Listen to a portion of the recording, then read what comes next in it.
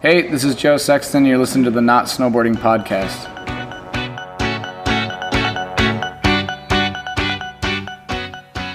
This is episode number 56 of the Not Snowboarding Podcast, and I'm your host, Nate Mousson.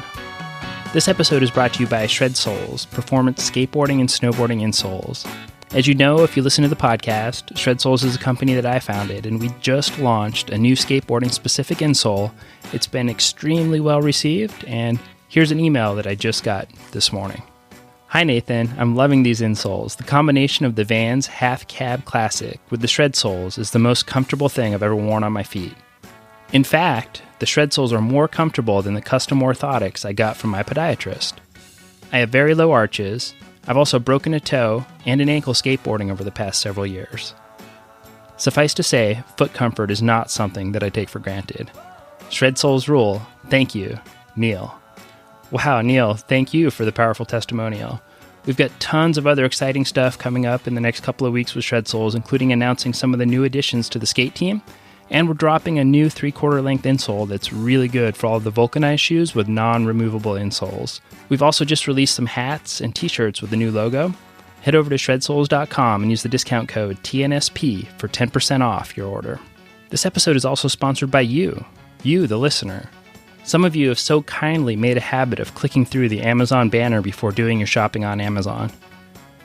These banners are located at the bottom of each podcast post or on the support tab at thenotsnowboardingpodcast.com. By clicking through that link to go to Amazon, they slice us off a small commission, and it's at no additional cost to you. And this has been a hugely helpful, free way to help support the podcast. If you haven't done this and you do shop on Amazon, just bookmark that page in your browser so it's right there on your favorites bar, and please click through before doing your shopping. So we got to sit down in person with Joe during the Parts and Labor Trade Show in Denver. We discussed snoring, launching public snowboards, recovering from a head injury, meeting riffraff, the power of language, rope toes versus chairlifts, and much, much more. Let's jump right into the much anticipated episode with Joe Sexton.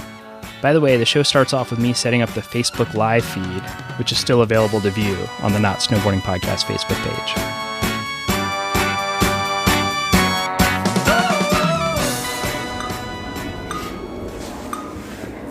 You got death lens on there too? Yeah. Tight. Wow. A det lens? You got a det lens? Death lens. With the MK, which MK is it? How many MKs you I got? don't know about that photography term. What is MK? It's like the Century Optics had like the MK1, MK2 for VXs and stuff, and it's just like model. It's just a version of it. But everybody wants the MK1 because it's like wider, and the MK2, I have MK2. MK1s are a little harder to get. They're more expensive. They haven't made them in a while. Is that Nikon MK? MK. It's just a model. So Century Optics, you know the HVXs with the big extreme, that's a Century Optics lens. So for VX filming, a lot of people use Century Optics lenses, but they're just smaller and different versions of like MK model. It's like their model name. What do you prefer more, VX or like HD, 4K? Maybe not 4K, but I like, I don't know. I think VX is really sick, and like in skating it looks really sick. Snowboarding it's a little bit tougher, but I think I just like the 1080p, like those Panasonics everyone's been filming with for a while. I think those are sick. The 4K like ultra slow-mo, I don't really like that. But some of the red camera shit looks cool if it's like regular speed. Yeah. People definitely get into it too much where they're like showcase the abilities of the equipment. Yeah. And it becomes boring to watch at a certain point. Like, look what I can do with my camera. Yeah, it can be more about, it's like, to me, it was more about like the tricks. Like as a snowboarder, when you watch the trick, not like the fact that it was on a dolly behind a tree that ran by the dumpster or something like that, you know? I think some of those videos fall victim to being like overproduced. For sure. You know? Yeah. Well, I think from their point of view too, like filmers are like, well, we want to have fun. Like I want to I want to do like, I want to show my stuff too.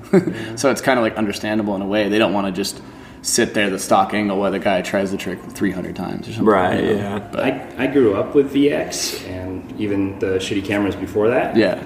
So it still baffles me a little bit. I see some of them are done really artfully, but I'm still watching it going, it's it's grainy, like it could be better. Yeah. And I just think of it as being kind of that thing where things cycle and become cool again. For sure. And I'm like, okay, I'm old enough now where my childhood bullshit is cool. Yeah. And that's everything the only just thing comes that I full can, circle for yeah, sure. But then there's like talented guys like someone like Tanner Pendleton filming for the Vans video. I think a lot of that's red camera. Okay. And it's going to look so sick. And a lot of it's 16 millimeter too, which is like so cool that they're doing like both of those. Oh wow! Those Shoot on film. They're shooting film. Wow. Yeah. Okay.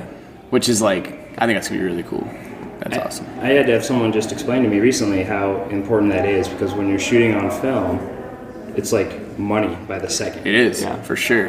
And that's like, and you don't know if you got the clip really either. So you kind of like, you just have to hope and pray. Like that JP story with the first double cork was shot on 16. And as he was riding out, the filmer, I want to say it was Kearns, but maybe not. But the film was rewinding, so it was at the end of the roll. And it was so loud with snowmobiles, he didn't know when it stopped. Oh, no. Yeah, so it was like they didn't know if they got the clip or not. Wow. Yeah. I didn't know that at Yeah. all.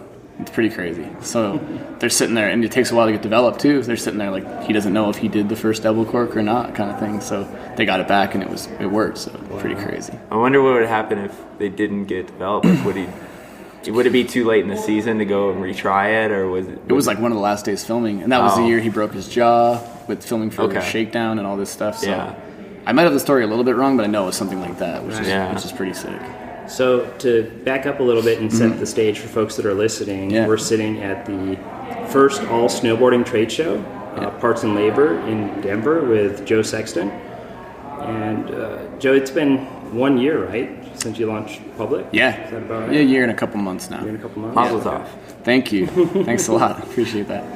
What made you choose to focus on this trade show over SIA? And we were talking a little bit before, you said you do have some representation there too. Yeah. I think it just came down to convenience for us, a small brand.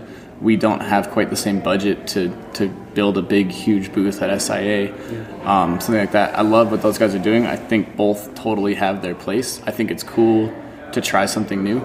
I like this kind of idea of gallery, like let your product speak for itself, sort of, and not so much about how much space you can take up and things like that. And it was never like one's better, like for us one's better than the other. One just made a little bit more sense for us, financially and things like that. And I think they both serve an awesome purpose. And I just think it's good that people are investing in snowboarding, period. Like trying new things. Like if you try it and it fails, at least you tried it. It's a cool idea, and give it a try. Very cool. Yeah. You did SIA last year. Yep. Kind of, and wasn't that part of like the launch, the splash scene? Yeah, and that's pretty funny because we literally had like a month or two, no, not even, a month to come up with like a brand. It was basically like pulled the trigger of like, I want to do this, and then I just got obsessed with like, okay, I'm doing this, and then it was literally just like brainstorming, like we have to come up with graphics, we have to come up with everything in like this fast, and then just and have samples by SIA. Wow. So that was pretty cool, and it was cool in a way because I don't think anyone really knew much about it. We did some Instagram stuff, but to be able to like have a brand and have physical boards that early was cool, instead of being like, we're going to do a board brand and then look and do, whoa, it's actually expensive, maybe not, like and pull out or something like that. So I remember being like, I don't want to even announce really anything until we have like a board to show. So that was cool, instead of like teasing like CADs or something, like we're going to make these someday, like we just kind of were like, I remember being like, I want to have boards riding before we even like announce that we're doing a brand. So did you commit to SIA and then have to do all of that work, and it was kind of like the catalyst to get a lot of shit done? It all just like happened like at that. Like it was like basically like we knew we wanted boards there, and it was like, okay, we're gonna do the show and we need boards for the show.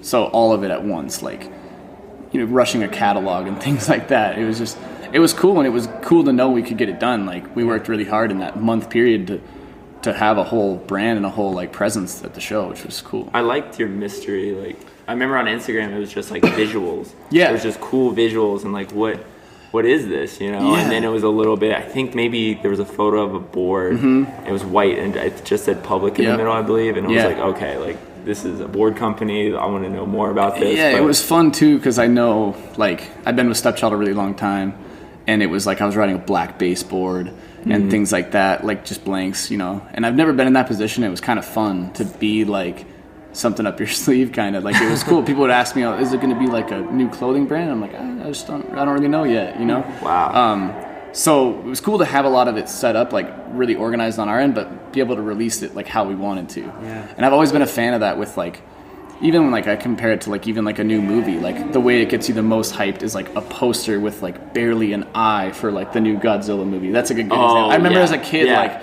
it would say like the date and then just the eye of Godzilla. And it wasn't like, it doesn't need to say there's a new Godzilla movie coming. It's just like you form what it could be, you know? Yeah. So little snippets of like something that looks like maybe a top sheet. It's like, is it a board brand? Like, I don't know. So, just enough information to set you in the right direction and then let your imagination take it. Yeah, exactly. And like that's what the brand itself is like. I want people to kind of like find out what they like about it, and just like if they can connect to it however they can, then that's cool. That's what it's there for. You've said we a couple of times. Yeah. Who else is involved? Well, I say we because like everyone I work with, I feel like is just a part of it. You know, even from our reps to our sales managers, I don't ever say like me, mine. It's like we all work really hard on it. Josh Manolas is our art director, childhood friend of mine, skate friend of mine. That I hit him up one day in Bear Mountain after snowboarding when we decided to do it. And I was like, you want to do like a sticker or a shirt? I was kind of just like not thinking big picture of like who was going to do our boards, but just kind of like, do you want to do something for us? And he was like, wait, you're doing a board brand? And I was like, yeah. And he's like, well, I want to do like a board. And I was like, okay, cool. And then that literally just turned into like him nailing it with everything and just beautifully falling into like our art director. And now it's like, I feel like he's so important to the brand. He's just as important as anybody. Like, do you give him some level of direction into what you're looking for? Yeah, for sure. Because he'd never designed snowboards before, so he was kind of in the skate background and just kind of like the art world background. So he would come up with really cool imagery, but there'd be like graphics over the inserts or something. Like, well, you know, as a snowboard, it's like you want to make it so that stuff can live with bindings on it, things like that. So it's cool to like have that unique perspective where it's like he's not looking up to like snowboard brands for inspiration. He's looking at outside places. So everything he comes up with is really, really cool. And then, yeah, I just have an overall direction of like what I want things to look like. I'm not very talented artistically, and like I wish I was, but I feel like I can direct decently. Yeah. You know what you like. Yeah, I know what I like, and sometimes I can be really picky, but it's like in the end, it looks the way you want it. You know. Well, it stands out. I mean, having that outside influence makes sense now, because if I compare it to other brands, if I saw it in a shop or even at the trade show, that it stands out. I mean, having your name is huge, but just seeing the boards themselves, I'm like, oh, what is this? You know, the way you've done everything. Yeah, that's what's been cool too, is that doesn't feel forced at all. Mm-hmm. Like working with Josh, everything we come up with is just like what we'd want to see. What we'd want to see. It's not, excuse me, it's not like, well, we need to be really quirky. Like we don't have like this other like third person view of how it is. We just want to ride boards with graphics we like. I've always liked kind of brighter colors and things like we're doing, and you know, we just want our team to ride boards they're psyched on, and as long as everyone in our little crew is happy, then I'm happy, you know.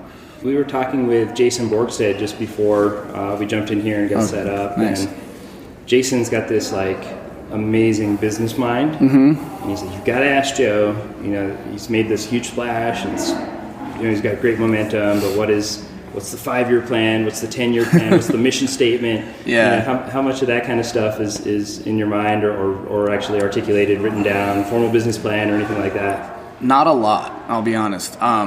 It's kind of a pipe dream or a dream of mine to even start a brand. I feel like just the fact that we had boards with graphics we like, with a team that we like I already feel like it's a success in my mind. Right. I don't have like a huge goal of making a lot of money and stuff. I like this business side. I like being able to grow the brand and getting into shops with people that like the brand for what it is too. Like, you know, we're kind of picky with who we sell to. We want to work with people in every shop. Like I communicate with them as an owner, which is cool. Like, if you have a question, email me and we'll talk about it. And I want to remain kind of hopefully that size, or however big we grow, I want to remain that transparent with the brand, because I don't think that really exists that much. And it's cool to be able to get a random message from someone and it's like, I write back. And it's like the owner of the company. So I just think it's cool to be in that position. You had an experience sorry to interrupt. No, you're fine. You had an experience I read at a very young age with another snowboarder that I think influenced your level of responsiveness like that, right? Yeah, how weird is that something like that could could affect it that much. And I'm extremely sensitive, so that's probably why it stuck with me for so long. Okay. But yeah, I just got kind of burned by a pro that I like looked up to. And I just remember being like, I don't want to ever be that guy. Like, What happened? it was just like, looking back, it was probably like so not a big deal. But it was, I don't want to name names, but No, you don't have it was a snowboarder who I just saw on TV. And I was like a young kid, so he was in like the Sims contest. And it was like, I just watched him, and I was like a pretty big fan of him. He was kind of bigger at the time. And I saw him at like a local Midwest kind of like spring jam thing. And I remember being like, probably kind of fanning out, but being like, hey, like I just saw you on TV. And I remember him just being like yeah, so? Like just so like a little kid, you know, like, and I was just like, damn, like, and it just kind of like, that stuck with me, you know? And I don't know, never wanted to be like that ever. Yeah. It was funny because reading that, I read it this morning. We were like, oh, you know, what are different things that we don't know? We're doing research, and I read it this morning, and that just reading that changed my day. Like it changed the way I interacted with people around me. It just made me conscious of like the past couple of days I've been here and I've been at the other trade show. Yeah. And I've been in all these different directions, and I could flash back to moments where maybe that guy thinks I'm a dick because I know. I was short with him, but I had to go somewhere. Exactly. Yeah. And there's a point where you can be overly sensitive like that, and you don't want to be like too fake, like, you know, all this stuff. But there are times when you maybe got something going on and you kind of like turned away too quick or whatever.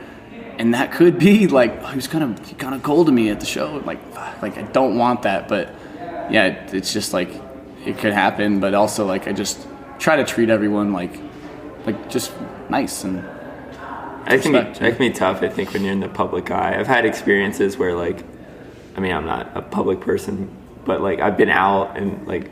One time I was on the phone with my mom and our dog just died, and I was like super bummed out. She's like telling me, and someone came up to me and asked me directions, and I was like, get the fuck away from me, like go away, and because I was like so just distraught, you know, and you know, and if I was they started a website called killjlawson.com. That'd be awesome. I want that shirt. I want a shirt that says that. It's just all people you burned. And yeah, but you know, like if I was a public person and I did that to someone, I'm sure like, you know, so sometimes I try to give people the benefit of the doubt, but at the same time, like they have a responsibility. It's cool that you like try to do your best to not have things like that happen. I mean, my thing is like I don't view myself that way at all, but if I'm viewed like that from somebody, then I want to give them the best like impression I can, you know, because it trickles down to a lot of stuff. Like, you know, we have brands, we have stuff, like, I don't know, you want to like just be a good person. Yeah.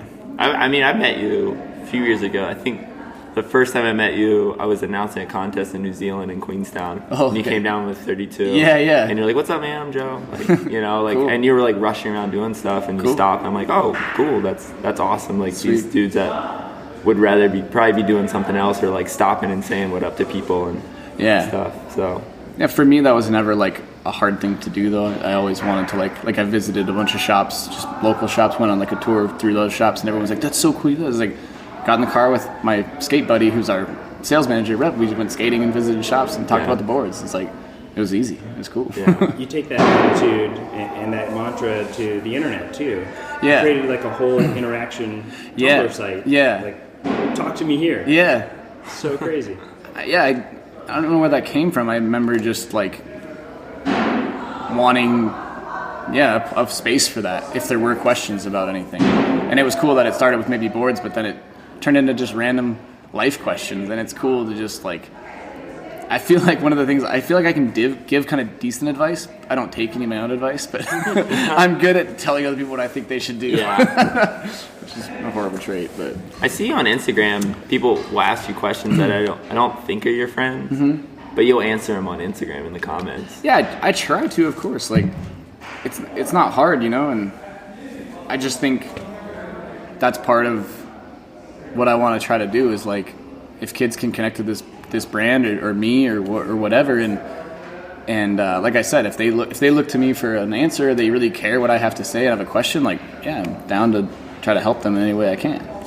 Yeah. Do you ever hit the point where like you're responding to someone in the virtual world, but you're missing somebody in the real world? Yeah, probably. I mean, it depends on. I mean, that's just the age, though. A little bit is like, I mean, I hate to say it, a lot of younger kids can fire up really good text conversations, and you can see them in real life, and you can barely get a word out from them. Yeah. And that's kind of like a sad thing. You maybe have like a good talk with someone over the internet, and then you see him, and you're like, it's not. Maybe you feel like it's like you got the wrong guy, or something. But that's a little bit disheartening sometimes because people can be so personable over Instagram or over their kind of social media personas, and then they don't really have that same personality in real life. Yeah, I've seen that in the opposite.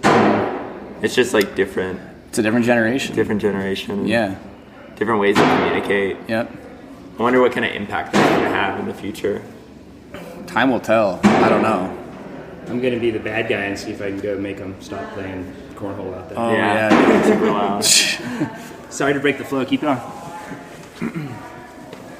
So old man Nate is going to ruin... Get off my damn lawn, kids! No. We're just in their space dictating what they can do. Yeah. No, it's fine. No, I mean, they were kind of cool with.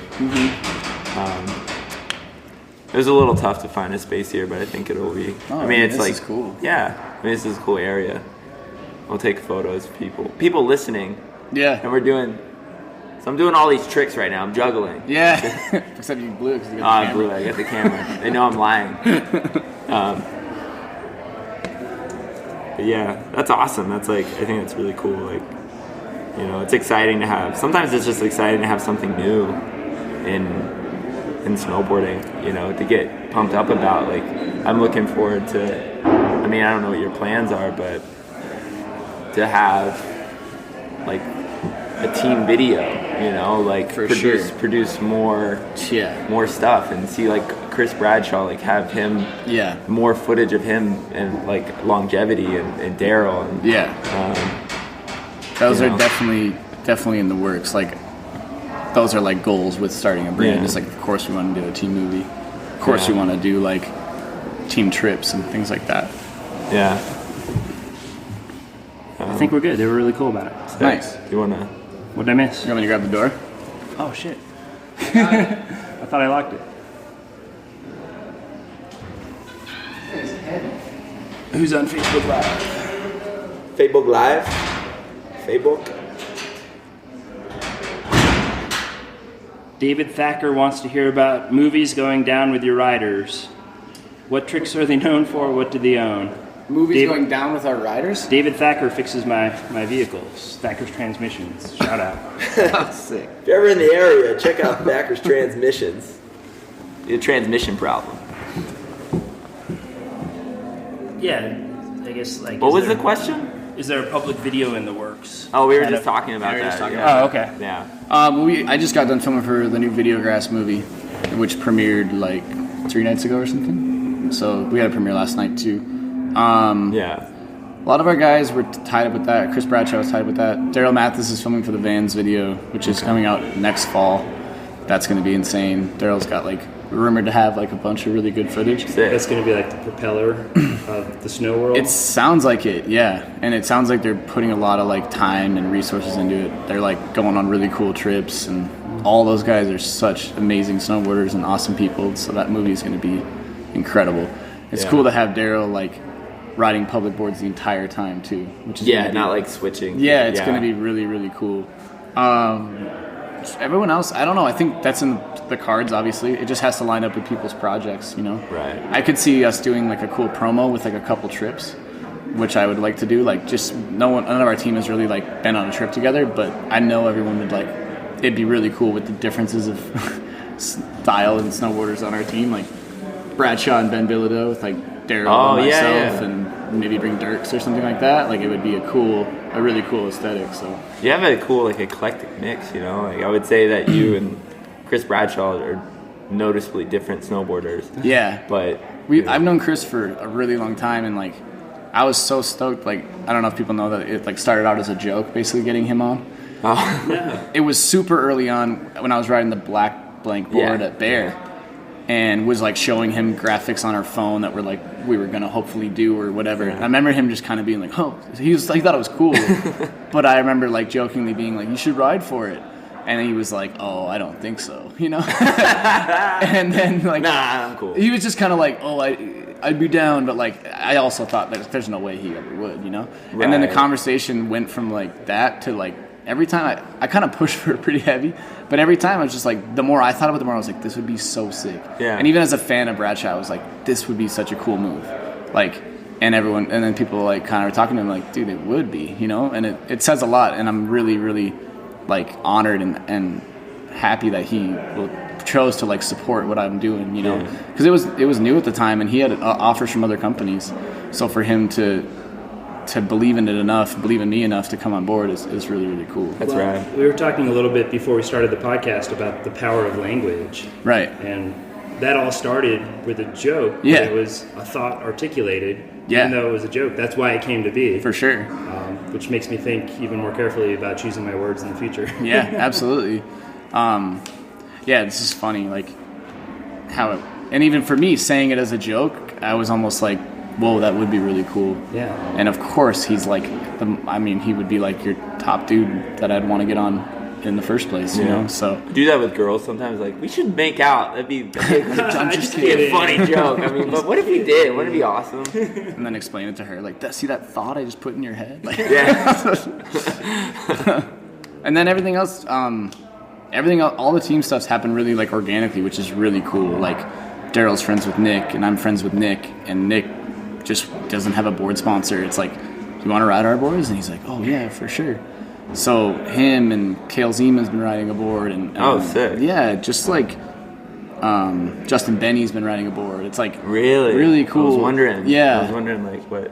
It's just cool to have that support from those guys. Do you think being a pro snowboarder, knowing what it feels like to go through that process of what you're obligated to do, to now kind of be in a position to hooking people up, I think that's like helpful in trying to do as much as you can for them, even being a small brand. You know, like I'm sure you want to pay them as much as you can.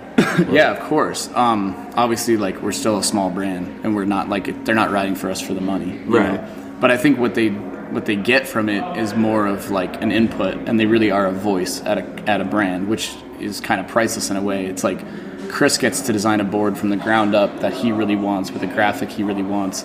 And as a fellow pro doing pro models in the past, you appreciate that input. And if you're working with a brand who's just kind of like, here's your rough, and like, oops, too late, we went to production already, and you're like, oh, well, damn. And not saying that's happened to me, but it happens to people. I've seen pros that it's like, I've never even ridden my pro model. Never even seen the graphic, it just came out with my name. Or they don't ride the model that's like on the shelves. So being sensitive to that, being like, I want, as a pro and them designing boards, it's like, go through as many versions as you want. Josh is really good about, okay, you don't like it, scrap it, and let's try again. Right. And it's not like, we got to sorry, dude, too late. Like, this is your board, you know? Right. So it's cool, and I'm happy that we can like be that for them, you know. And like someone like Ben Bilodeau, you know, part of the thing is like, yeah, like he gets a little bit more of like an exposure through our brand. He's kind of a big fish in a small pond. He's our only AM rider and things like that. Okay. It's like cool to try to push him and help him with whatever he can, and he's a part of a small brand, and I think that helps him too. So yeah, I've seen him riding around Boreal, and he's so he good. ripped. I mean, him and his friends, but they all rip. And like my boss Lane is like, dude, that kid's fucking good. He's so good. Yeah, he's so good. And again, it's like, it's cool how that happened too. It was like, I've known Ben for a bit. He just fits what we're doing so well that he was someone who I was like, dude, we just got to get him. And Spencer Schubert actually helped a lot with getting him on. He's just kind of talking to him and steered him in the right direction. And so thanks to Spencer and thanks to Ben, you know, so that's good. A lot of people were asking, you know, they obviously saw like Jed left Solomon, and I think they were like, oh, it makes sense. It makes the most sense for him to go to public. Or a lot of people were mentioning that. That's cool. It's cool that people. Anything you want to comment on that, or? I'll say there's been some talks. Okay. Yeah, Jed's a good friend. He's a fucking amazing snowboarder, and it's sad to kind of see what's happened. That he. Yeah. You know, I don't know. I think, and I can't speak on why he's off Solomon or whatever. But I just know someone like that is special for snowboarding, good for snowboarding, and is important for snowboarding. He's a different voice. He's like he's kind of what, I don't know, he's a good role model for that side of things, that it's not all about, you know, I don't know, Instagram and stuff like that. He's got other interests, and Yeah. he's an amazing snowboarder, amazing skateboarder. It's like he should be able to kind of be his own person, and people like that. I kind of wondered, it seemed really weird that, like, to me, he's someone who's still at his peak, you know, and he's still doing things. I don't think like, he's even peaked yet.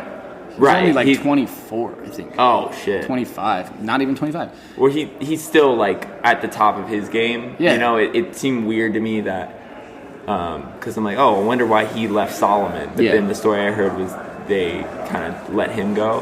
And if something, like you mentioned, Instagram, and I see a lot of snowboarders that their Instagram is, like, advertising, and his Instagram is, like, pictures of, like, fucking, like, a floor or something. You know, I can't it's just explain like, his pictures. It's just like sometimes it's really funny, like people, like, but it's not like an advertisement for any company really. No. And I wondered, was that they looked at that and they're like, he's not fulfilling obligations in some way, or? I mean, I don't know what it is. I know a lot of people are like leaning towards that to where they think that that's really important, but I think Jed being how he is and then posting something he really cares about, whether it's like his cover, that's going to get a lot of attention rather than just constant snowboard photos. And he's just showing what he's into. Like, Jed's not like a fake person. He's not going to do all this stuff because he's A, told to, and B, he's just like, that's not what he wants to do. Yeah. And I think the difference is there's a lot of like guys with a bunch of followers, and who knows what type of people are following them. They could have just been like featured on something and they got a big bump, and it's like a guy whose feed is like... There's a bunch of pro snowboarders that use bots too. If you hashtag snowboarding, there's certain pro snowboarders, I won't name them, that are automatically like... I see it on the Discovery page. Right. Like the photos that they go through and like, it's always, like I go kind of like research and then it's always they have a hashtag snowboarding. Yeah. You know, and so I think, and I might be wrong or whatever, but all Jed's followers... However, if he doesn't have as many as this guy, I think they're more like engaging. Yeah. They're just like, whatever Jed's about, we're down. So if he does post a photo of his pro model, that's like all these kids who actually care looking at it, rather than maybe a bunch of people who don't even snowboard. They just saw it on like a random like Discovery page thing and like followed, that guy or whatever. You were on Stepchild for a really long time. How did the conversation go when it was time to do public? Dude, good.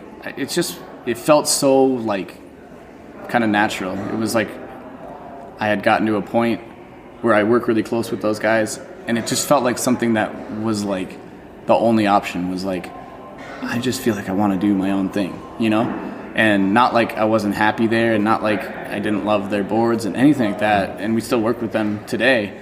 But it's just, it just got to the point where it felt like, I couldn't even sleep at night without wanting to just do something else. And I feel like it's like when you're in a place and you just need to move. It just felt like that. And they were really cool. And it's been like 15 years or something I've known those guys. So wow. It's pretty cool to like still work with them. Stepchild's still going. And it's just like, it's really cool that those brands exist. And I'm just happy that they helped me with a lot of stuff while I was going. How do you still work with them? Well, we do Ultimate Distribution in Canada, so they do Stepchild as well. And then just with every little thing, like they helped us get the factory, and they've just helped us a lot along the way. So it's been really cool, and super happy to work with those guys too. Are you guys getting pressed in the same factory? They're the same factory, yeah. Oh, okay. The factory does a lot of different boards too, so. Oh, okay. Yeah, but they're two totally separate companies. Right, yeah, exactly. We had a ton of listener questions. It was, a matter of fact, the most listener questions we've ever received. In less than 24 hours. Posting anything up. That's cool. we can't. There's no way we can even go through all of them. Like anything close. But one of them that I'm kind of conscious of, because 10.5 foot, you start to look at like certain waist widths and everything on boards. One guy wanted to know, and sorry that I don't remember who it was off the top of my head. I have it. I can mention his name, but go ahead. Yeah, shout him out. I wanted to know, are you going to make boards for bigger guys? Yeah. What's the rollout plan for different? Yeah, well, we just showed our new line here. So we have 4 boards for next year. I have a board. Chris Bradshaw has a pro model. Daryl Mathis has a pro model, and then we have a team board with a wider range of sizes called the General Public. Oh. That one has 2 wide boards in that. Nice. Yeah. So the biggest will be 57 wide, and then we're making a 47. So again, I'd like to expand on that and get it boards for everybody in every size, but it just takes time. Nick Panisar asked that question. So Nick, thanks. There Nick. you go. Yeah, next year we'll have wide boards for you. Yeah. Were there some other listener questions we should jump into there? I mean, we got so many, and we're not going to be able to ask them all because it was really it was insane. Thank you guys. Yeah, thank you so much. That's cool. Let me see. There's a ton of good one. I'll ask Haldor's question. Sick. The backside 360 5.0 making a comeback this year. Not in the new part. I did one this summer, at Woodward Tahoe. Yeah, I saw that on that down rail. Yeah, and it was funny because it's still so hard. But it was fun to try it again. I don't know. I'd like to. It just has to be the perfect spot for it. Yeah. Because it's scary and it just has to. That day I did it in Finland for that movie. It was just everything lined up for that whole thing. So, yeah, Haldor, maybe he should do one. He could probably do one too. But I'd like to try it again for sure. Yeah.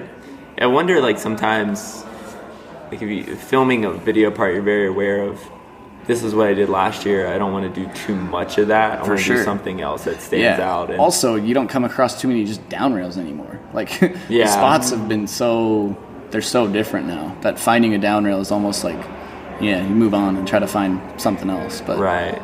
But if it's a good one, they're always kind of hidden gems. You're okay, because I still think trick snowboarding is really cool.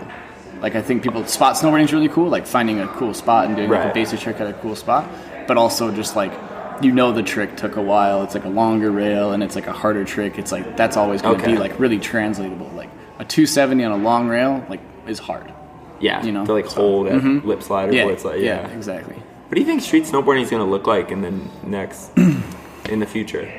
I think it's going to continue maybe the way it's going. There's kind of two schools of thought right now. There's one that's gone a really cool spot and aesthetic and just the way the guy lines and shit like that is just so cool. There's that side, which is awesome, and then I think there's the guys that kind of build the park features in the street. Yeah, and I think that's just going to stay where it's at. They're going to find bigger buildings and probably build bigger landings. But I mean, to each their own on that side of things. I think it's cool to have the two, and they really are starting to turn into two different genres. Yeah. You're not going to find the guy who's really filming a tech line who's going to do a huge wall ride or something that. Right. Yeah. Jason Borgstead asked a question. Knowing that most pro careers go especially from the guys that do street riding eventually to the backcountry. Yeah. If you won the Mega Millions. Yeah. And life is good, public's on a roll. Would you continue snowboarding in the street, or would you be powder? I think honestly, I would. I just think growing up in Minnesota, being so surrounded by that in the beginning, I probably would. I love powder a ton, and I love backcountry stuff a ton. But there's still something cool about 3 a.m. with a generator on, freezing cold. Looking at the clip and your buddy. It's just so much just such a cool vibe with that stuff. And yeah, I think if I did that, I would still try to film tricks in the street. It's so funny because both disciplines, I guess you'd call them, will see 3 a.m. But the other one is, hey, we got to get up at 3 a.m. Wake up at 3 a.m. Up at 3 a.m. Which is not my strong suit. We drive an hour and a half just to the parking lot, and then how long of a snowmobile ride to the jump? And we have to build the jump? We have to build a jump. And we're not going to hit it? We're going to go back home and then drive back out and hit it the next day? Yeah. And then I'm going to fall? It's that's what happens. You're damn. Jason's shedding a tear right now. Yeah. He always, and he said the same thing to me. I was I haven't done crazy backcountry missions anyway, but I've ridden soft snow. Yeah. And I like it, but I still like street snowboarding. I think it's super creative, and I think a lot of companies seem like they're forgetting about it. It's something that it's not that important or whatever. But there's so much of snowboarding that looks up to that and likes doing that. I still like going out and doing even something small, just well, it's more accessible too. I think that's what's kind of weird if they do turn a shoulder to it. It's that's the kid who's gonna be just around and be seen. He's gonna be at the resort, or he's gonna be filming stuff and putting it out. Backcountry, it's not very accessible. Not many kids have a snowmobile,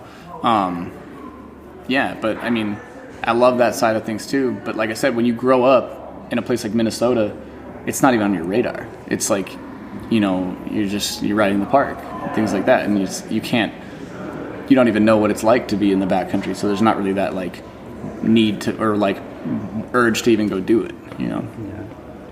Who asked about the TBI? Didn't one of the listeners? Yeah, they had a bunch of questions. I don't know if I have that right. You hit your head like 3 years ago. Yeah, I think it's 2 years ago now. 2 years ago. Yeah. How did it happen? It sucked. Filming in Minnesota, and I was filming with Jake Kuzik, and Jake was filming for his Welcome to Vans clip that came out that year. And I was just like fired up. Like, I remember not even knowing what I wanted to try, but we were at this kink rail, and I was just really psyched on snowboarding that year. I had a bunch of footage, like that was that May Day year that I still, I guess, had a part already, and it was like, I think I hit my head like end of January. And so it was cool to just like, I felt good on my board or whatever, and I was just like, oh, I want to try to get a trick, and tried to backside 180 onto this kink rail.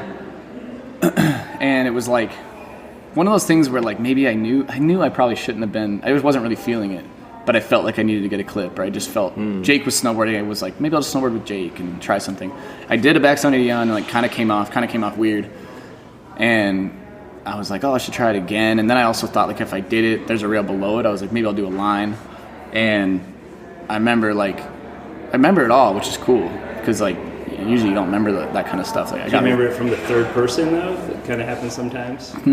Kind of, yeah. I remember. I just remember the whole thing, I think. But I got a really bad concussion. But I remember going too slow, trying to backside 180, and getting like stuck. So I did like a backside 180, but my body was kind of twisted. So then I just like, I didn't do it all the way, and I went to like switch front board, and then the kink's like this big. It was like a foot long. So when I hit it, like every other rail, you could kind of like put your arms out and grab the rail. And if the kink was longer, I would have like been able to. But I reached for it, and it just wasn't there, which put me onto my head. And then so I smoked my head, and I remember like, dude, the craziest thing is I remember thinking when I hit my head, I remember thinking that I was sledding. I thought I was on a little kid's sled, like at the hill next to it. There were no kids around. There was no sled around. It was just the weirdest thing. So I kind of just remember like waking up with like the ambulance around and shit like that. And I remember like the look in like my friends' eyes when they like looked up, and they were looked so worried. I was like, this is not good. Yeah. So then, and one of the craziest parts too is, so it happened in Minnesota. Sam Fenton, who was our filmer, who was filming at the time, tried to call my parents. And they tried to call them because they don't have their number. They needed like the number, like mom's cell, and I have a lock on my phone. And Sam, and it's not 1817, the password. Yeah, right. He got the password, like some way, I don't know how, and like was able to call my mom and shit, which is pretty crazy. He didn't know the password at all. He just like maybe looked over and saw me do it one time in the car or something, and just was like instinctively he got it first try. Wow. Yeah, so that's pretty crazy. Started hacking my phone. He hacked your phone. Yeah, so I don't really know where I was going with the story, but that's what happened, the injury, and dude, it sucked. It was like an eye-opening thing where like I should try to, like, if I'm not feeling it, it doesn't really hurt to walk away. Like, you don't need to always be on top and always be trying to get something. Like, yeah, if I could do it again, I probably would just listen to my body a little more, my mind a little more. What were the long-term repercussions of that injury? Dude, it sucks because, like, it was okay. I had vertigo for, like, a month, and I was, like, the whole, like, 2 days straight, I was, like, throwing up because it was just, like, vertigo. I'd close my eyes, open my eyes, the whole world would spin, and I'd throw up. That was, like, the pattern for so long. And I was, like, trying my best to be, like, strong, but it was like, dude, this is so brutal. Like, this sucks. And it was, like, one of those things, like, is this how it's going to be forever, you know? And then I was in the hospital for 2 days and got out and, like, saw, like, gradual changes, which was, like, confidence booster. Like, okay, I can kind of walk. But everything was so shaky. And even my parents didn't have the heart to tell me that, like, I'd walk up to, I asked my dad, like, am I walking a straight line? And I'd walk, and he'd be like, kind of. And then later on, he told me that it was fucking just zigzag. Wow, jeez. So that's the hard thing with injuries is, like, you have to get obsessed with, like, being patient. You have to, like, take being patient as, like, working out. So it's hard to sit and do nothing, but that was what the doctor said to do. How's your hearing? Hearing's deaf in this ear. It's still deaf, permanently? Yeah, I mean, I think so, which is a bummer because it rings a lot, and it's just kind of one of those things that, like, my friends know, but people forget and they yell into this ear, and I'm like, I didn't hear you. So bars and stuff suck. Like, yeah, it's a bummer for sure. It hasn't really affected my balance, which is cool. But like long-term effects, like concussions are a serious thing. Like, you know, I've developed like anxiety from it, and I've developed just weird like years later stuff that they say is super normal. Yeah. Like that people get years after this stuff. So yeah, they're no joke, and I'm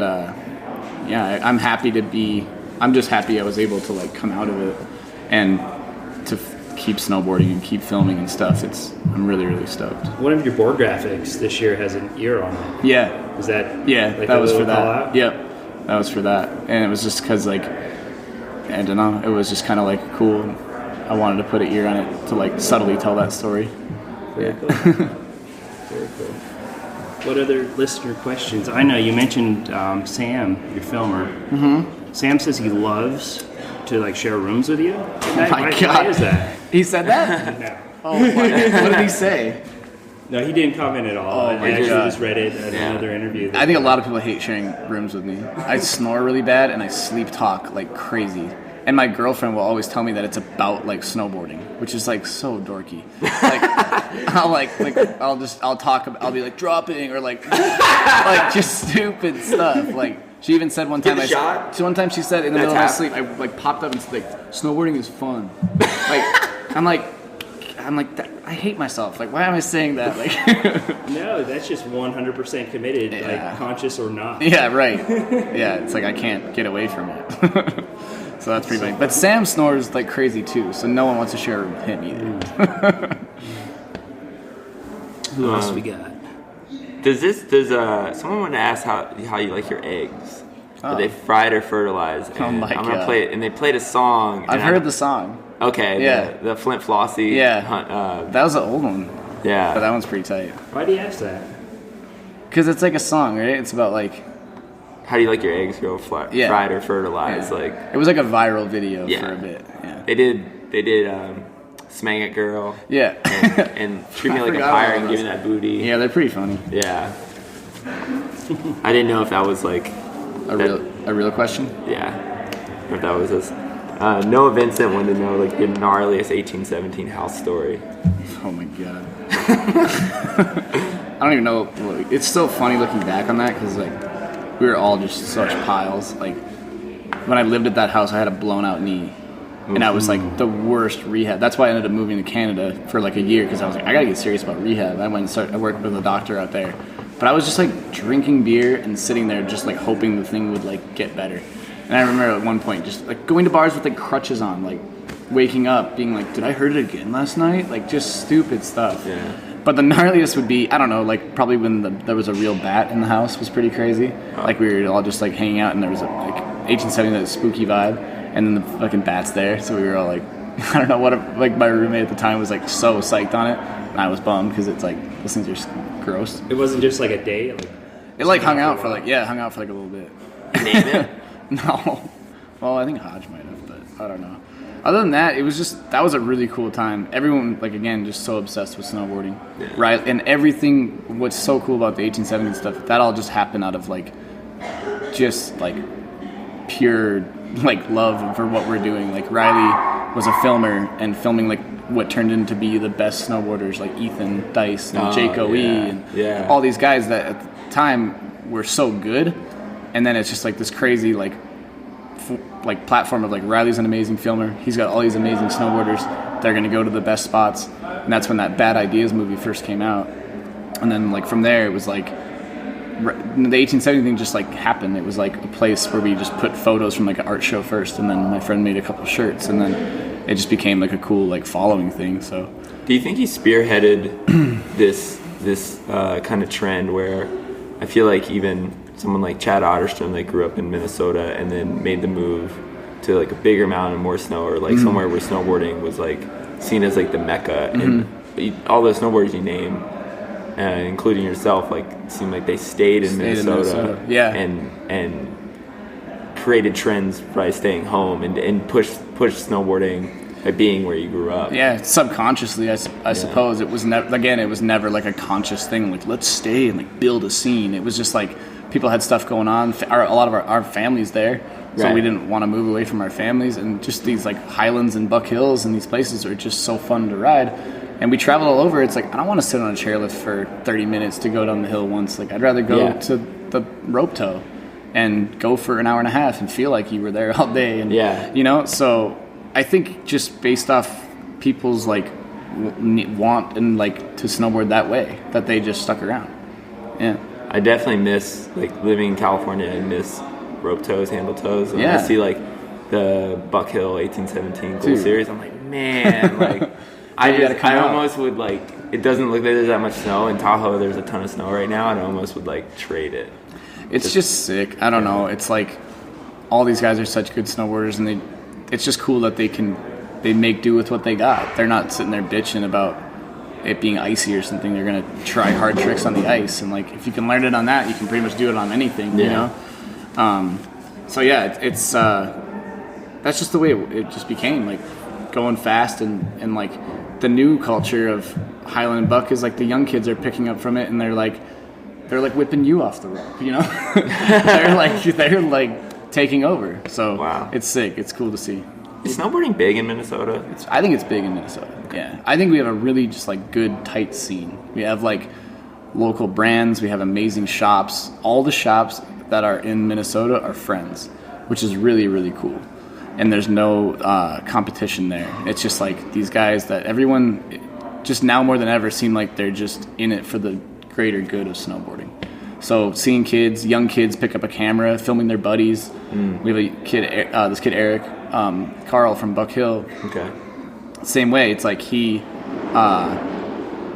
like kind of looking up to like Riley, like filming his friends, and he does this little series with us called Panic Order, and it's like a mini series from what we're doing. It's like they're the next generation, you know. So it's cool to get behind that and to see kids like just so motivated and just so like excited, like how we were at that age, is cool. And that's what you want to try to like push, and like that's how things are going to keep growing. Well, I almost feel like Minnesota is good for this, that a lot of those places are open at night. Yeah. And places out west, that's really rare. But that's when kids can ride, is at night. You know? Yeah, and I remember being like, get dropped off at 9 a.m. my dad, and I wouldn't get picked up till 9 p.m. It's like, I'm not doing that these days. Yeah. But those kids are, and it's like, at that age, you just are so obsessed. There's nothing else that matters. Like, girls don't matter, drinking doesn't matter, parties don't matter. When I was in high school, all I did was snowboard. Yeah. And that was all I cared about. Back to the house real quick. Why did the name change? It went from the House of 1817 to just... Well, we wanted to shorten it just because 1817 has a better ring to it too.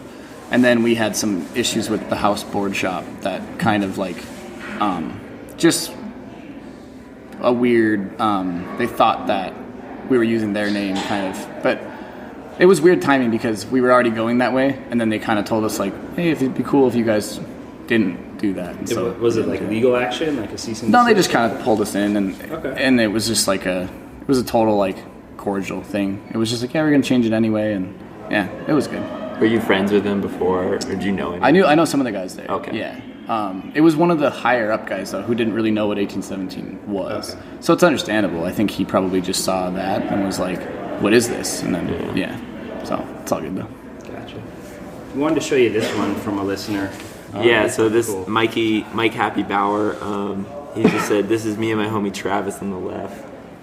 He passed away in a car accident. Oh shit. And the picture was taken at the Moto 3 Rail Jam in Milwaukee. He tried really hard to do your style, and back 3's out like a game changer. But that's really cool. I thought that was a cool photo. That is really cool. I totally remember that. Yeah. And like, I don't know, just when you were saying like talking about that impact of like hanging out and with him, and it probably impacted him.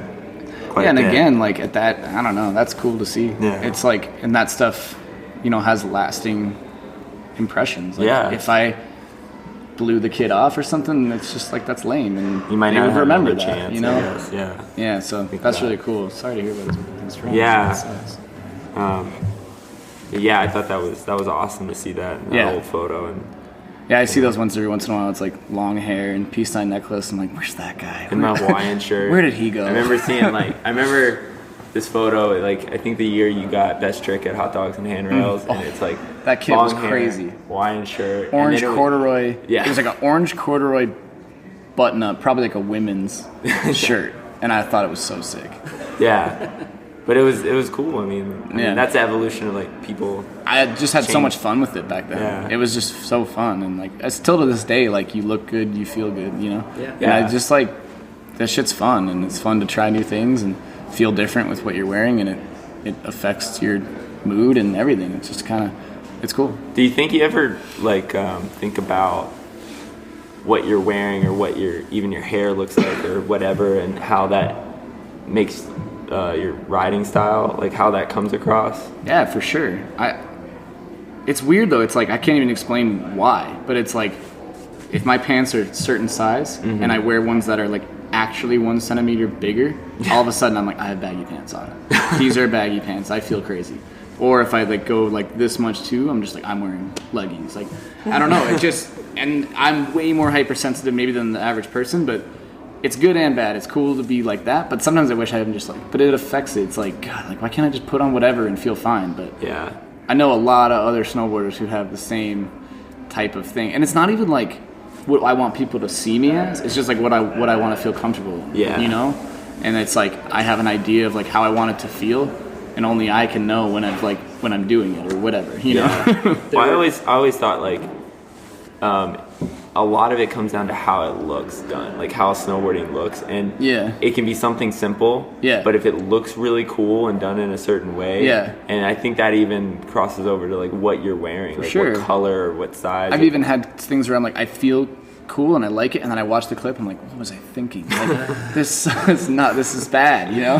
There were decades where I could skate in shorts. Yeah. Like, it would be 110 degrees. Most functional thing. Jeans, yeah, so, I can't skate in shorts. It didn't feel right. I'd look down and see my kneecap. Like, no, can't do it. Exactly. But then one day you're feeling kind of loose, throw the shorts on and skate great, and you're like, oh, sick. So funny. So one of the questions on your Tumblr blog that I read this morning was a kid asking about your bracelet, and you replied back to him, and you're like, it was from my dad. Yeah. But and it's copper. Yeah. But what other significance is it? I mean, you have it on now. That question was probably like 6-8 months, maybe even a year ago. I don't even know. My dad gave it to me, and it was just kind of like my dad gave me a gift, and cool. And so he's a big golfer. I think he got it because of like it's supposed to maybe help with your back and stuff. And I think he gave it to me being like, maybe this will help with like the anxiety shit, or like maybe this will help with he just wanted to help me and like whatever. So I don't know. My dad rules, and so I put it on, and now it's not like a thing of like thinking of you, Dad. It's just like I just I like it, you know. Yeah. Family's really important to you, huh? For sure, very important. Yeah. When I'm home, I go to my parents' house every Sunday for dinner, and like I have a twin brother who's in Russia right now, but like our family's really close, and our family like is in a pretty like funny way. Like we talk shit to each other. We don't have like these like love you so much. It's just like there's an understanding of how much we all care about each other. But everyone understands each other's schedules. So like, brother leaves for years, and it's like, like he's doing his thing, and like I'll travel and can't make dinner tonight. Yeah, all good. But it's cool to have that like. I think even with like a lot of my other relatives live in Minnesota, and you know Thanksgivings and Christmases and stuff are cool. And the older you get, you realize how important that shit really is, because that's like the thing that's always going to be there. Do they worry do they pay attention to like international politics at all now that your brother is playing hockey in Russia and like living there? Yeah, of course. I mean, we always like check up on it. And Russia is like an interesting place, you know, and but he's just doing so well with like the hockey stuff that we're just at the end of the day we're just proud of him and want him to do what he feels is right, you know, and going there is like it's hard because he misses Christmases, and he's home alone. He's home in like a small apartment in Russia for Christmas and stuff. But we'll FaceTime with him and stuff, and he's doing what he loves to do too. He's playing hockey for a living, and it's just like he just wants to make that last as long as he can too. Did you have that twin connection ever growing up with a twin brother? A little bit, yeah. We were so different though. Like in high school, I used to tell people we were cousins. We weren't even brothers. Like yeah, like I said, I didn't have too many like friends. I just only wanted to snowboard, and he was kind of popular hockey guy, so it was funny like the differences, and I think he was a bit embarrassed of me with that stuff, you know. But really, well, I mean, he's just like, yeah, it was like you dressed real different. Yeah, dressed real different. I wore sweatpants and golf sweaters every day. It was sick, but But yeah, we told each other we were cousins and stuff. But the twin intuition thing was like, I don't know, the only one I can think of that I tell that story quite a bit is like when he first got signed by the Anaheim Ducks.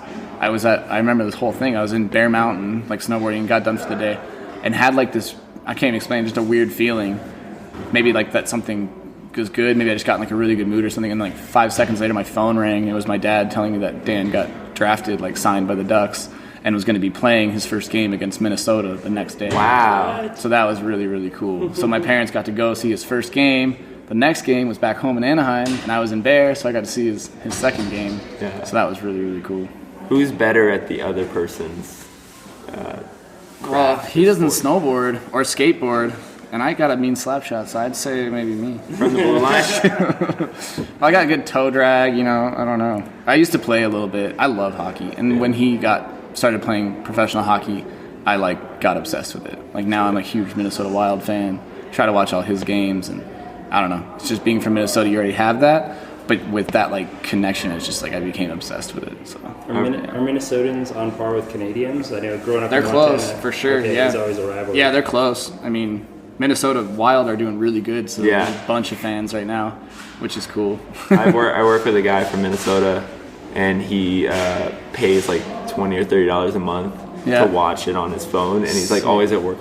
I need to watch the game. I gotta get that. I just need to People hate me try to go out to a nice dinner, and I'll make sure to get one with a TV. Just watching it all the time. Yeah, for sure. My girlfriend will be I'm we gotta go watch the game, and then we can go do whatever. I don't know. For some reason, they happen every other day, but when they're on, I'm so psyched. It's they're playing tonight. That was one of the only professional. I was never super into sports. Yeah. But my family liked doing it, and I live close to Washington D.C. and it was cheap to go see Capitals games when they sucked. Yeah. And it was $10, and oh, that's cool to go down to D.C. And, but it was always to me super exciting. I didn't know a ton about it, but I was it moves quickly. Yeah, it's just an exciting game. Yeah. It's cool.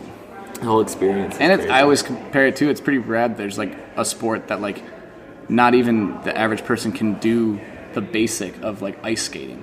Everyone can run. Yeah. Everyone can run and be on their feet. Yeah. But the average person can't be on skates. So already they're it's really hard. Yeah. Yeah. It's a skill. Mm-hmm.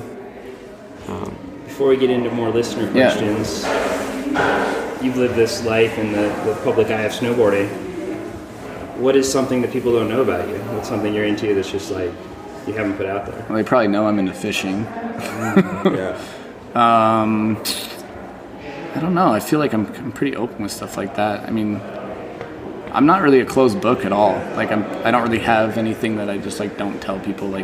Right there, I told you I have anxiety problems. So it's just I think that's healthy though. I like being that way, and I like being able to tell people how I feel and not hold anything back, or just kind of just not have these things that I only keep to myself.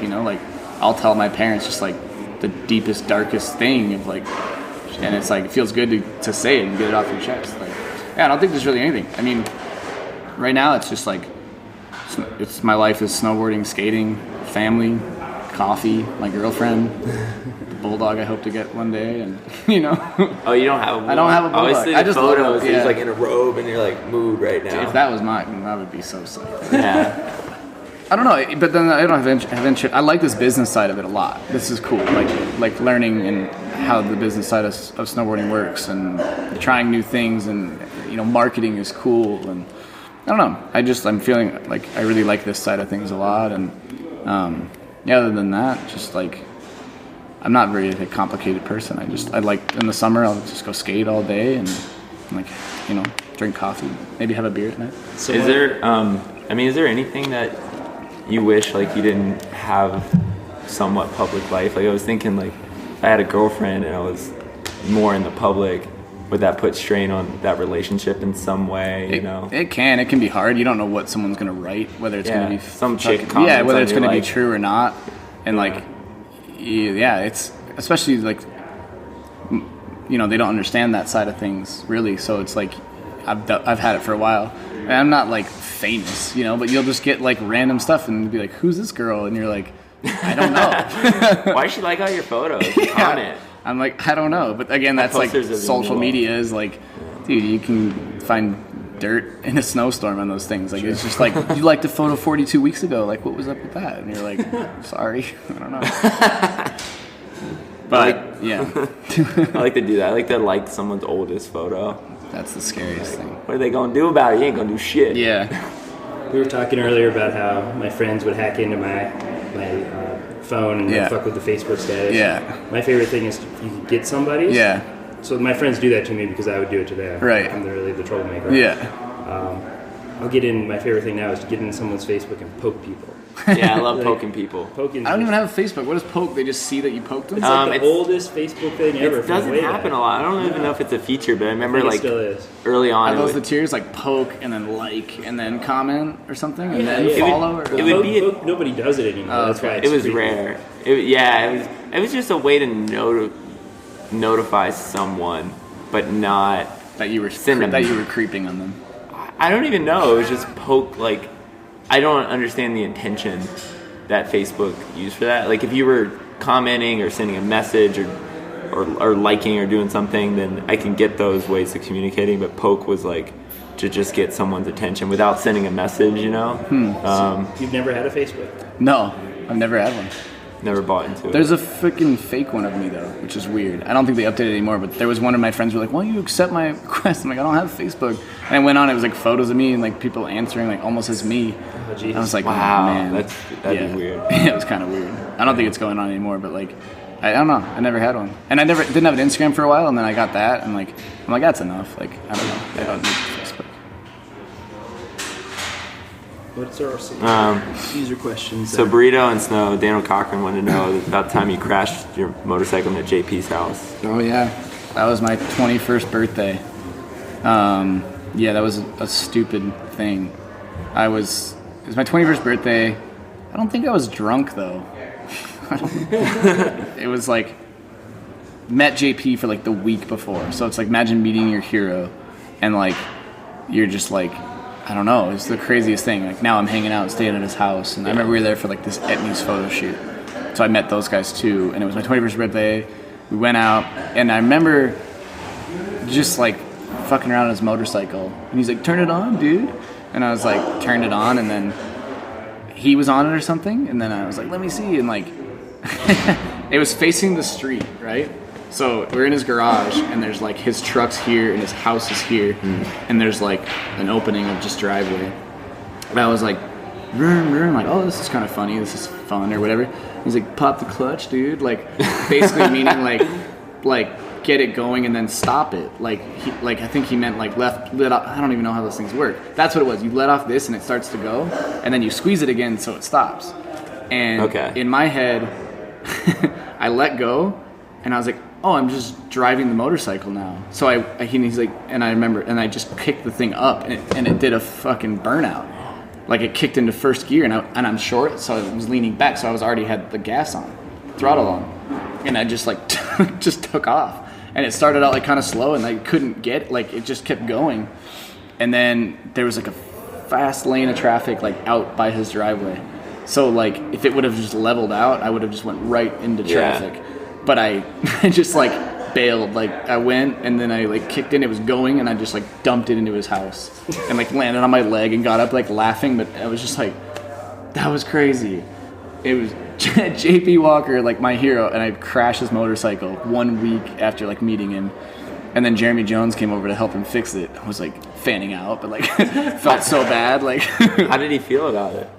He was so cool. He's always cool. He's just like laughing. Like he kind of instigated it by showing those things. Yeah. He didn't think I was gonna trash it, and then he just like, it turned out like some of the brake or something was messed up. It felt so bad, but he was cool with it. He's always cool. You haven't been into motorcycles since? I hate them, and I don't know if it's because of that, but like I'm terrified of them. I can barely even ride like a moped. I'm just like, I don't know. I just feel like I don't have that dexterity to like stand up on the thing. I don't know. Yeah, I've been around them a little bit. I used to live in like a motorcycle garage essentially, and like I think they're really cool. But yeah, they're cool. When people can do it, it's awesome. Sick. They're like they're like hanging out like on the highway, like no hands. I'm like, that's rad. Rough rider or whatever. I can't do that. I'd rather be in a safe car.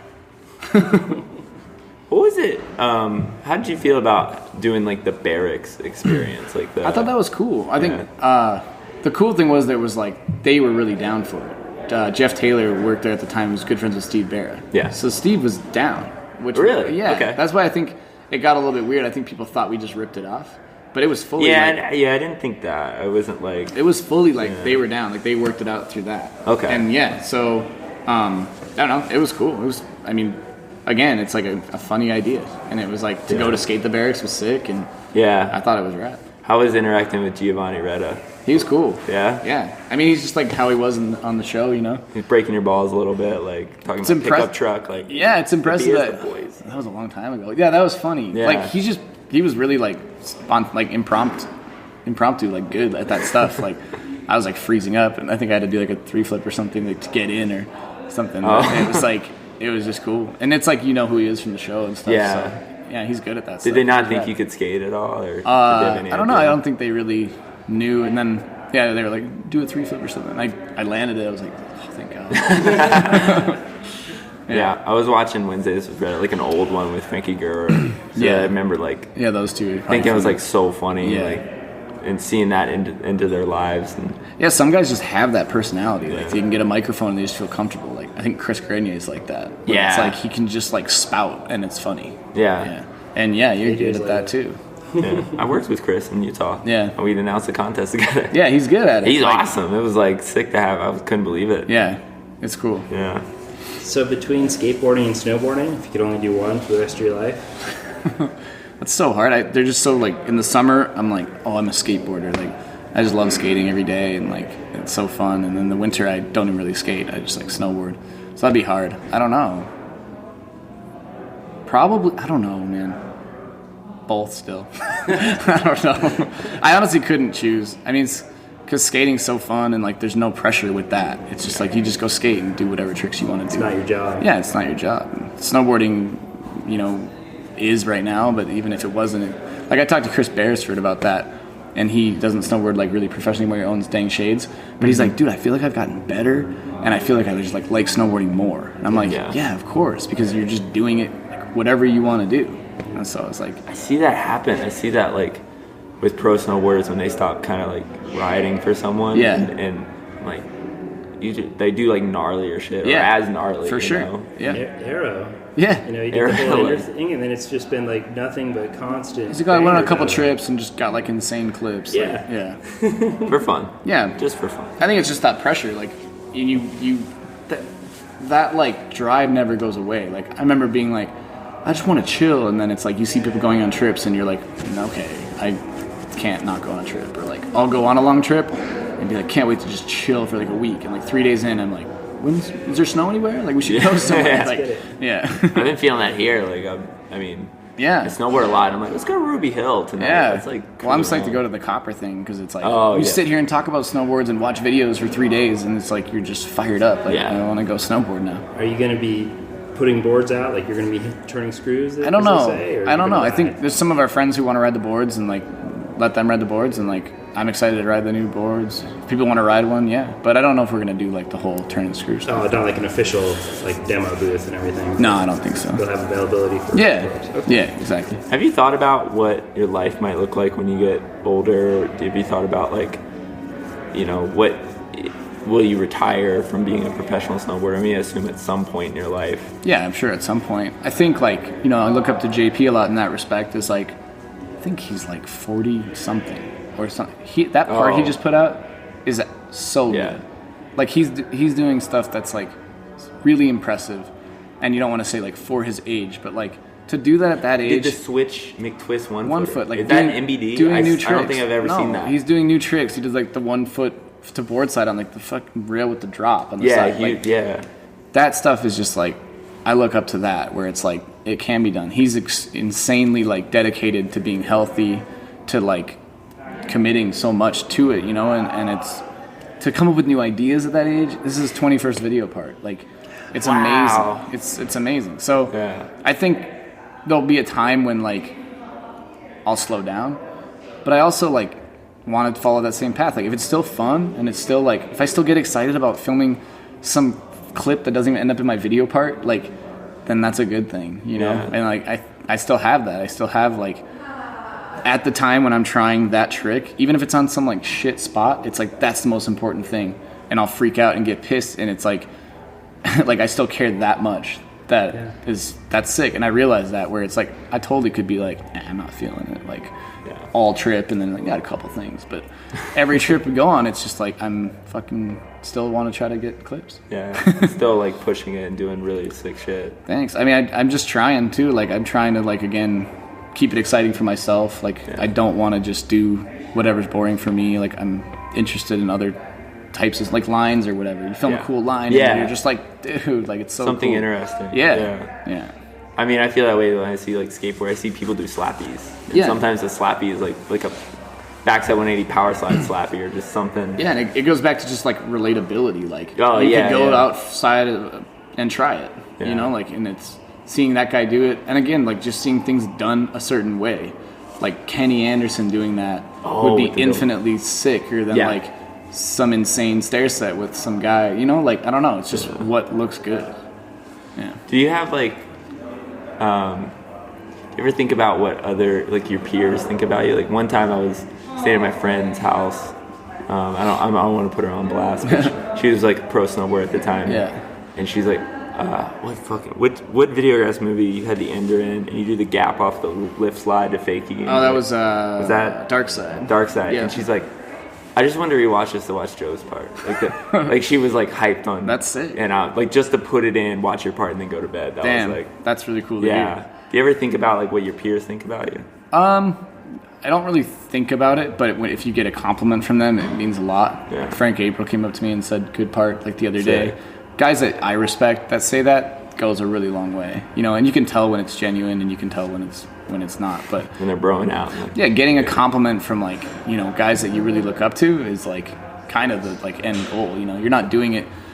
A lot of times, I think sometimes me and like Scott Stevens and Granny, we joke about this like, oh, Kuzik's gonna really like this clip in my part. Like we kind of do tricks like almost for our friends. And that's pretty sick too. Like, oh, I know like they're gonna like this clip. Like it's pretty sick.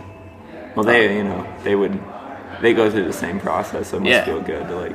Yeah, but anytime like you get a compliment of something you put out is flattering, of course. Yeah. So my friend Alex Dunn, is one of your biggest fans in the world, and is thank you. A really good friend of mine. You'll see his comments on all of your Instagram photos. Okay. It says "Blow Up Skateboards." Yep. Okay. Yeah, cool. He's liked and commented on all of them. I think he's been waiting for this episode to drop because he commented and he has so many. He's one of my biggest customers too. Yeah. Because he has a 151 and a 154 for this year. Thank you, Alex. Well, like, what did you tell him when you were riding at Boulder? Something about. Like you need to get another board or something. Oh, so he's like, I got a powder board and I got my jib board and I got my powder board. Earlier this year we were joking and his board was going really slow. Yeah. And I just heard this joke that like sales reps were using, like, oh, I don't wax my board, I just buy a new one. Yeah. I was like, Alex, don't wax your board, just buy a new one. Yeah. Sure thing. Next time I rode him, I was like, you have a new board? No way. I did. Dude, that's awesome. That's so cool. We had another friend who works for Oakley, I think, and when a public board dropped at the skate shop that we worked and ride for, like Pit Crew, he bought it retail, shipping, sick. Like he right away, like they have it, I'm gonna buy it. Dude, like, that's so cool. You know, and I feel like sometimes the industry, like, oh, let me get a discount or whatever. Yeah. You know? And he's just like, nope, I need it right now. Dude, that's so rad. And there's like even like my good friends who like, if I was like in any other position, I would give boards to, but that's the truest form of like support. Not even say anything, they just are riding a board. I'm like, what the fuck? And they're like, yeah, I bought it from like the shop. And I'm just like, oh my god, like it just means so much, you know? And that's really cool. And it's cool to have that type of support. That's like unwavering support, you know, not like I want to support it, so like give me a board. It's like I want to support it, so I bought a board. It's cool. Thanks to everyone that bought boards. Thank you. So Alex, I'll try to pick. There might be a marriage proposal in there. Oh, we got a bunch of questions. He has so many. You're a small book. Best Don Brown story.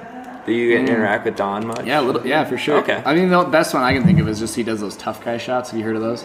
Don does? He does. What is it? It's so crazy. It's like it's called a tough guy shot. He does it all the Soul Tech guys, and it's like. You snort a line of salt, and then you squeeze lime in your... You take a shot, snort a line of salt, and then you squeeze the lime in your eye. I want to say it's that. Don can correct me if I'm wrong. Yeah. he does that, and that dude is like party animal. Like, is he? Yeah, like the best. That's how He's British done people are, I crazy think. shit. Like he'll hang from rafters, and it's sick. He's a good dude. A lot of people don't know Don Brown, I think, is the only person to beat Roddy Mullen in a contest. Really? I think he's So sick.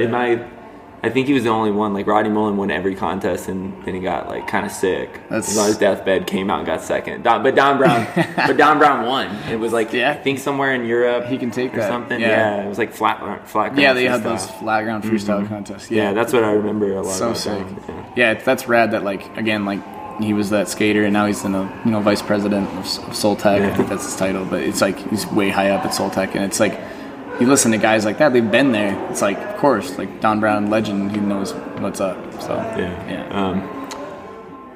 Alex also, he wanted, do you need any graphic design help? Where to submit art ideas?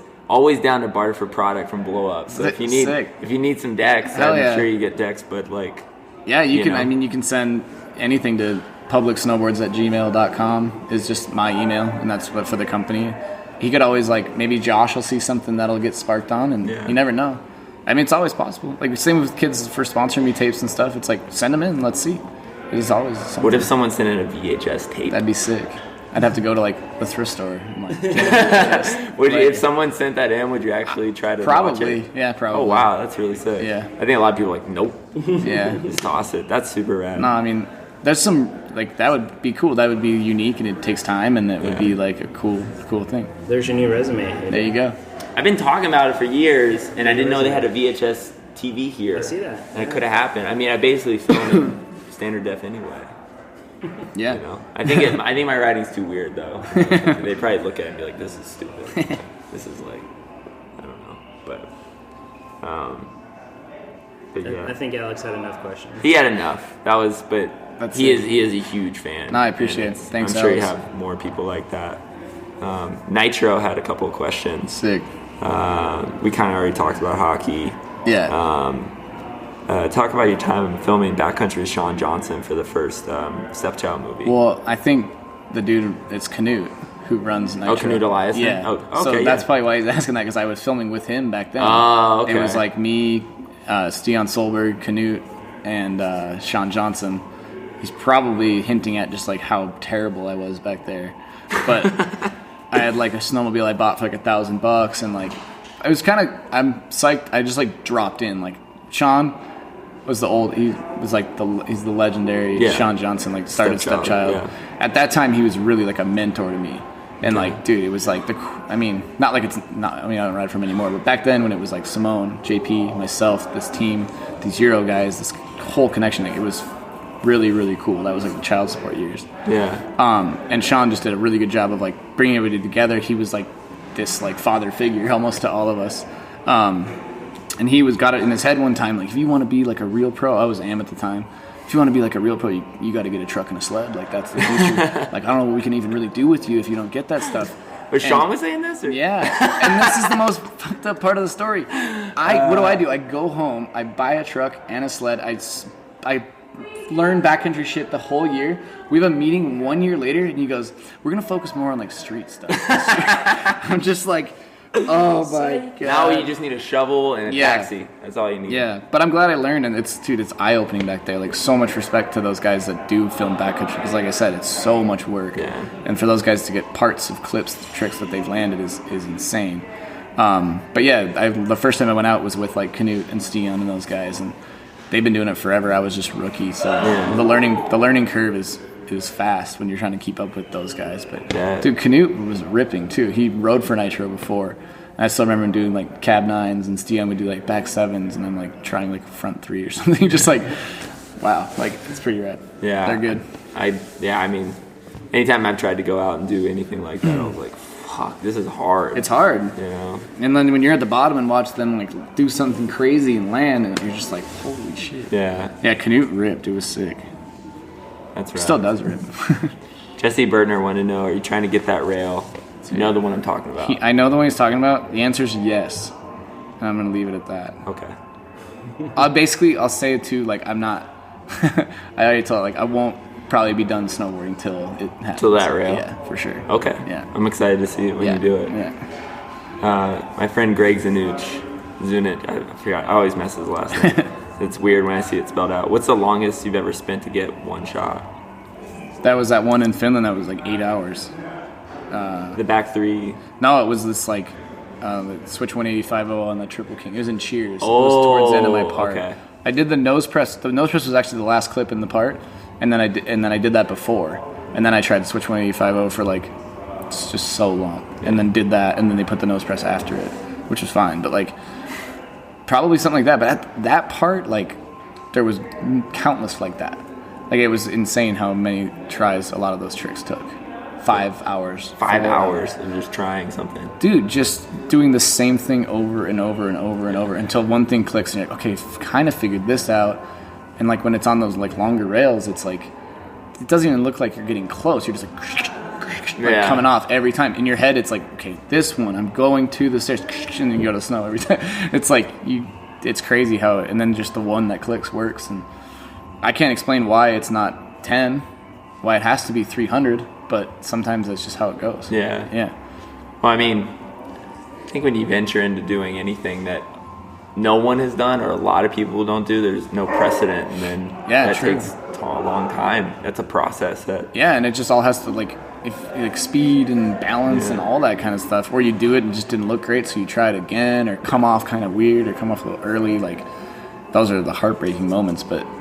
It's like that's why you try it a bunch to get it the way you want to get it. Yeah. And it's so technically calculated. It's not a stunt. You know? Right.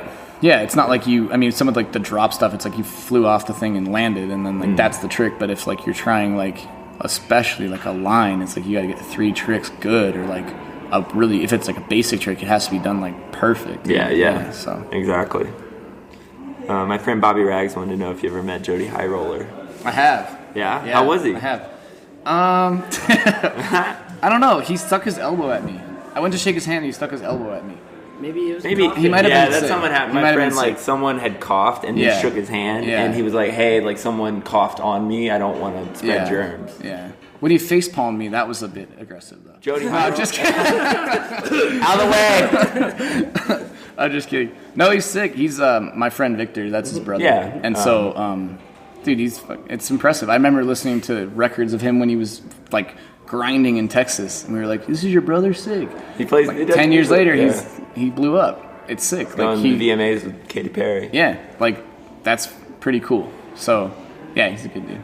I've seen like probably one of the best shows I've ever seen and one of the worst ones, and it was like Riff Raff. It was. He opened up for Waka Flocka Flame, and he killed it. Yeah. It was like, damn, like he's good. He's really, really good. And he had a crowd that was behind him that was like his, like high school kids that were like knew every word, and he was like this guy was awesome. They're intoxicating when you're there. You're like Riff Raff concert, and then it's like the lights go down. You see him like walking backstage. You're like, oh, I'm in the presence of like this is sick. Kind of like a bodyguard around him. I'm like, damn, like. So it's pretty rad. Yeah, it's cool that Victor gets to like go do all that fun shit with him too. Like that's insane. Because he's kind of working. Yeah, he works for him. It does like helps him out. So it's cool. Yeah, that's super rad. Yeah, I don't know. We have so many questions. I'm gonna ask a couple more. Yeah, keep. We're probably running long here. We should be doing our work at the trade show too. Oh yeah, we're supposed to do that. Yeah, left our booths empty. We already kind of talked about that.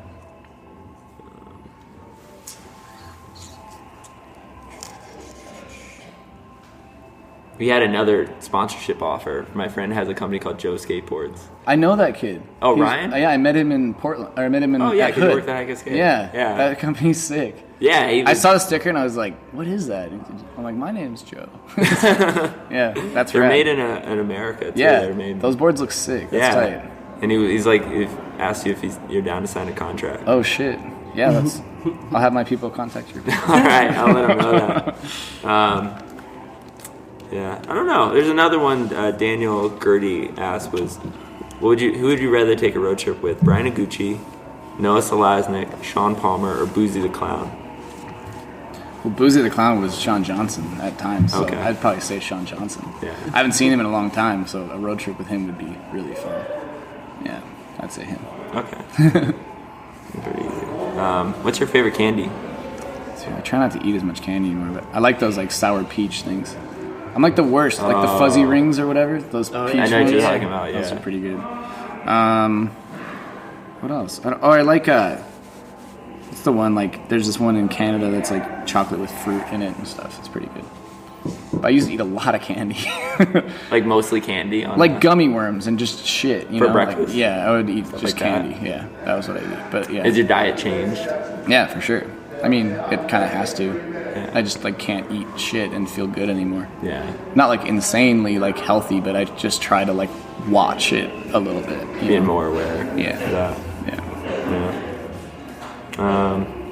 What's the kinkiest thing you've ever done? Cody Nesbitt wanted to know. Kinkiest thing? The kinkiest thing. Like rail or sex act? I'll leave it up to you. I'll leave that one. I don't know. I'll just say for the PG, I'll just say like, I don't know, I did that rail that had like 12 kinks in it or something. That would be the kinkiest thing. Yeah.